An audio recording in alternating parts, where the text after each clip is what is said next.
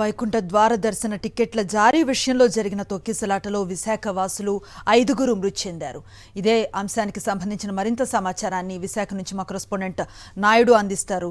నాయుడు, విశాఖకి సంబంధించిన భక్తులు 5 నిన్న జరిగిన తొక్కిసలాటలో మృతి చెందటం నిజంగా శోచనీయం.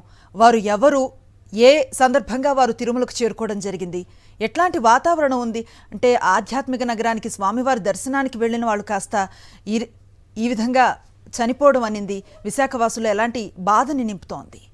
అనుశ్రీ, విశాఖ నగరంలో విషాదకరమైన సంఘటన చోటు చేసుకుంది. తిరుమల వెంకటేశ్వర స్వామిని దర్శించుకునేందుకు వెళ్ళిన భక్తుల్లో 5 విశాఖ నగరానికి చెందిన ఉమ్మడి విశాఖ జిల్లాకు సంబంధించిన వారే ఉన్నారు. స్వామివారి దర్శనం చేసుకొని మంచిగా తిరిగి రావాలనుకున్నప్పటికీ కూడా అనుకునేది ఒకటి, అక్కడ జరిగింది ఒకటి. తొక్కిసలాటలో 5 ఉమ్మడి విశాఖ జిల్లాకు సంబంధించిన వారు ఉన్నారు.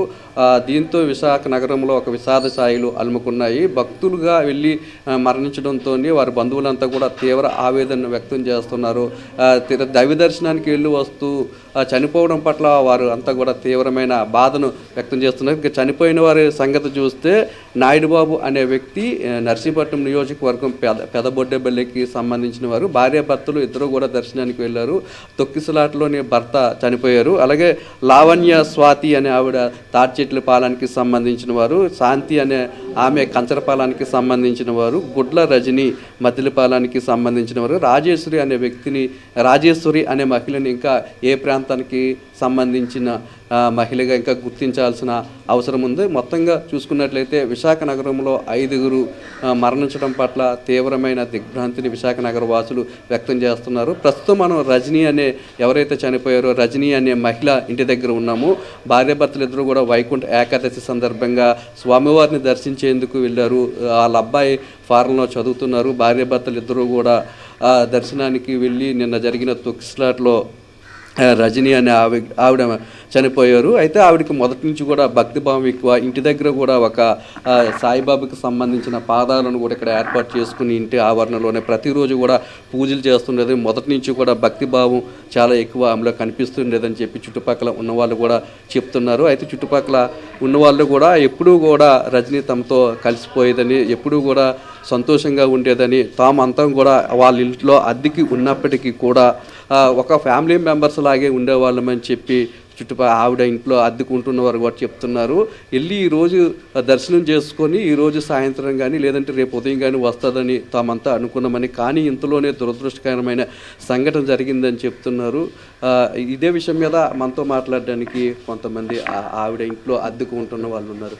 చెప్పండి అమ్మా, రజనీ ఏ విధంగా ఉండేవారు మీతో? ఎప్పుడు ఈ సంఘటన మీకు ఎప్పుడు ఇలా జరిగిందని ఎప్పుడు తెలిసింది మీకు? మాకు తెల్లవారుజామున తెలిసిందండి. ఫోన్ చేసి చెప్పారు అక్కడ ఉన్న వాళ్ళు.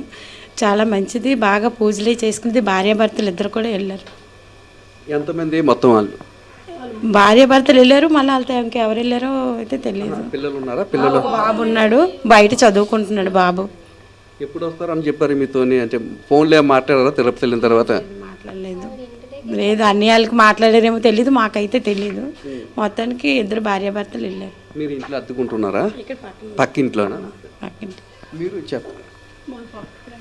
మీరు పక్కన ఆవిడ మంగళవారం 7వ తారీఖున వైకుంఠ దర్శనంకి వెళ్ళారండి. రేపు దర్శనం చేసుకొని వచ్చేద్దాం అనుకున్నారు. ఇంతలోకి ఎలాగైంది. ఎలాగా ఎప్పుడు ఎలాగ ఉండేవారు చుట్టుపక్కల వాళ్ళు? అందరితో చాలా మంచిగా ఉండేవాళ్ళు. ఆవిడ అస్సలు ఇది లేదండి. ఆవిడ చాలా మంచి ఆవిడ పూజ ఏదో, ఆవిడ పద్ధతి ఏదో, ఆవిడ పని ఏదో, కానీ ఇంకొకరి గురించి ఆలోచించారు ఆవిడ.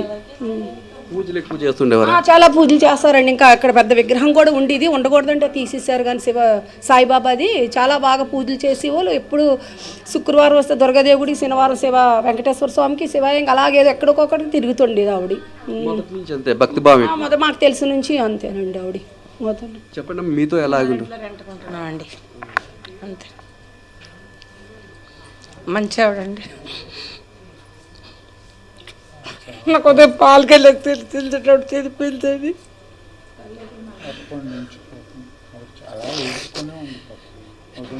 చాలా మంచి ఆవిడండి.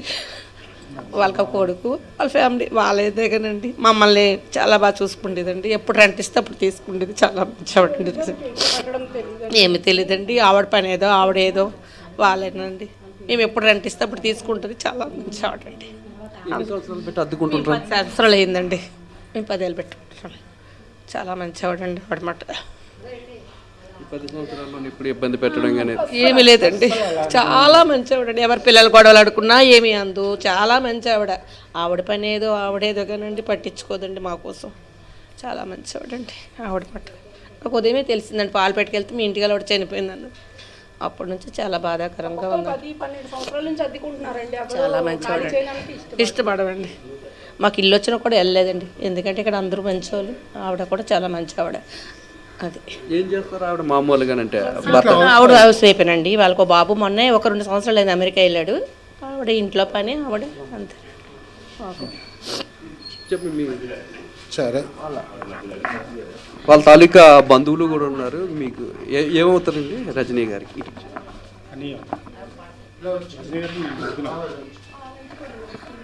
ఏమవుతారు రజనీ గారు? ఎప్పుడు వెళ్ళారు తిరుపతి? మొన్న వెళ్ళారు సార్. ఎప్పుడు తెలిసింది? నిన్న రాత్రి 10 గంటలకు ఫోన్ చేశాడు అన్నయ్య, ఇలా మిస్సింగ్ అయిపోయింది, కనిపించట్లే అక్కడ అని. అయితే వాళ్ళ హాస్పిటల్కి అటు ఇటు వెనకడం జరిగింది. ఎక్కడ దొరకకపోతే లాస్ట్కి సిమ్స్లో వెళ్ళి వెతికితే మార్చురీలో ఉందట. ఎలా మరణించిందని చెప్పి అదే తోపులాట్లో కింద పడిపోయారు అని చెప్పి అన్నీ చెప్పారు. మరి ఎంతవరకు మనకు క్లారిటీ అంటే ఏం చెప్పలేదు.